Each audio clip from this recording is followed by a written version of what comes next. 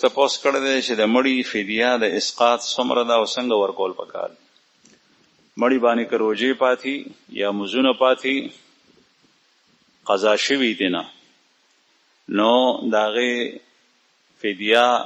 د یو روژې او د یو مز په مقدار په بدل کې سرسایې په مقدار باندې څومره چې سرسایې مقدار دی دومره د یو مز او د یو روژې فدیه ده. چې کله سړی په بیماری کې مزې نه کړی نه شو کولی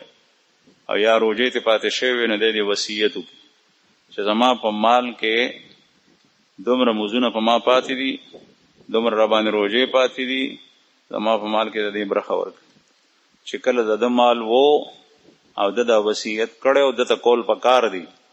نو دغه وخت کې دا فدیه ورکول چې کله د مړ شي واجب دي چې ورثه ورکړي فدیه،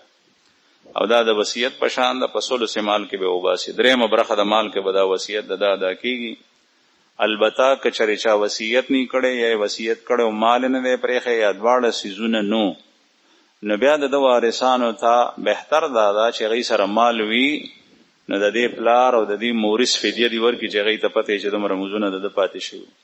لیکن دا پې واجب نه ده، ښه خبره ده،